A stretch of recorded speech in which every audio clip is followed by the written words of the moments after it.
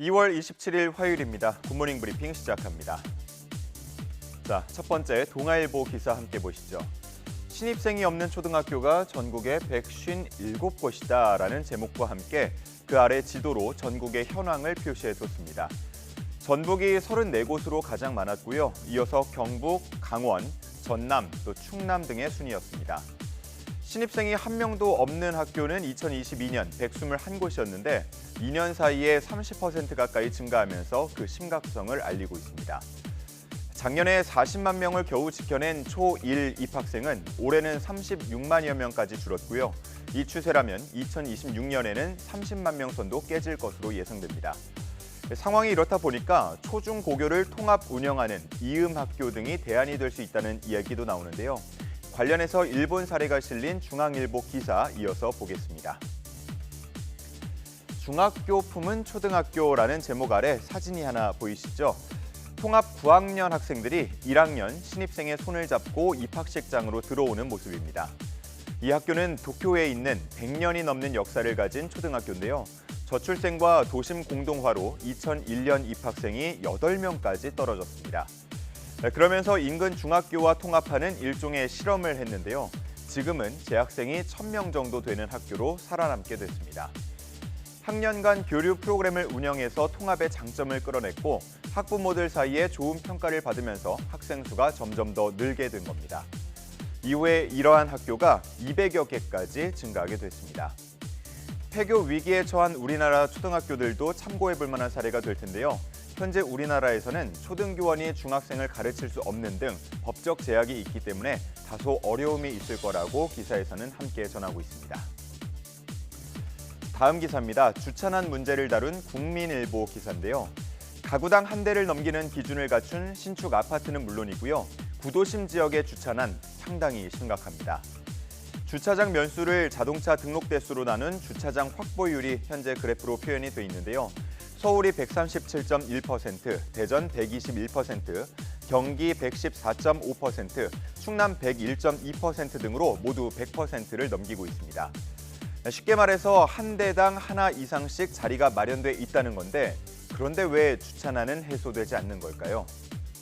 차량은 출발지와 목적지가 다를 수밖에 없기 때문에 한 대당 최소 2대의 주차장 수요를 발생시킨다고 합니다. 다시 말해 이상적인 최소 주차장 확보율은 100%가 아닌 200%라는 거죠. 결국 각 지자체들은 주차장 확보율을 늘리고자 노력을 하고 있는데요. 점점 늘고 있는 빈집을 허물어서 주차장으로 활용한다는 계획도 여기에 포함되어 있습니다. 하지만 빈집 한 곳만 허물어서는 주차장으로 활용하기 어렵겠죠. 결국 인근 여러 곳을 동시에 허물어야 할 텐데 소유주 여러 명을 함께 설득하는 데 어려움을 겪고 있습니다.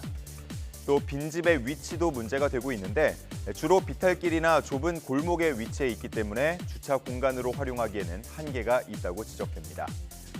단순 불편함을 넘어서 이웃끼리 갈등까지 유발하고 있는 주차난, 과연 해소할 묘안이 있을지 주목됩니다. 다음은 한겨레 기사입니다. AI는 물먹는 괴물이다. 수자원 고갈 우려도 나온다라는 제목입니다. AI랑 물이랑 무슨 관계일까요? 그 아래 나와 있는 그래프를 보면 AI 서비스를 개발하는 IT 기업 마이크로소프트와 구글의 연간 물 사용량이 나와 있습니다. 매년 2자릿수 이상씩 사용량이 증가하고 있는 걸 확인할 수가 있습니다. 인공지능을 훈련하기 위해서는 많은 양의 문서와 사진, 영상 등을 분석해야 하는데 이 과정에서 필요한 에너지를 생산할 때 상당한 양의 물이 소비된다고 합니다.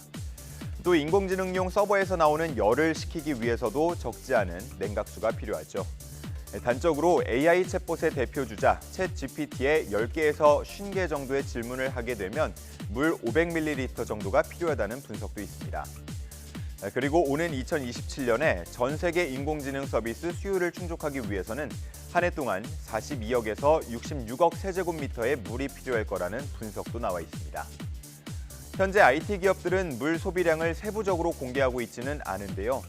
관련해서 인공지능 모델의 물 발자국을 공개하고 이에 대한 대응책을 마련하는 게 시급하다는 목소리가 갈수록 커지고 있습니다. 마지막 기사 함께 보겠습니다. 꿀벌이 점점 사라져서 문제라는 점 아마 다들 들어보셨을 겁니다.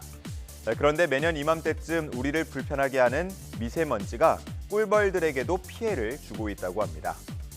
세계자연기금과 정수종 서울대 교수 연구팀이 발표한 보고서를 보면 미세먼지가 심한 날 꿀벌 역시 시야의 방해를 받으면서 방향 감각이 떨어지는 것으로 나타났습니다. 평균 먹이 탐색 활동 시간이 1.7배나 늘어난다고 하는데요. 자칫 길을 잃게 된다면 식물의 수분과 번식에도 악영향을 주게 됩니다. 유엔 식량농업기구에 따르면 세계 100대 농작물 중 71종이 벌의 수분 매개에 의존하고 있는 것으로 추정됩니다. 즉, 벌이 미세먼지 때문에 길을 잃어서 수분을 제대로 못한다면 세계의 식량 위기가 발생할 수도 있다는 뜻입니다. 연구진이 지금과 같은 추세로 산업화가 진행된다고 가정했을 때 2050년의 상황을 예상해 봤는데요. 중국과 인도에서 상당수의 꿀벌이 길을 찾지 못할 것으로 예상됐습니다. 이 두 나라는 전 세계 식량 생산에서 차지하는 비중이 매우 크기 때문에 전 세계적인 식량 부족 현상이 더 심화할 수 있을 것으로 우려되고 있습니다. 2월 27일 아침 신문 살펴봤습니다. 지금까지 굿모닝 브리핑이었습니다.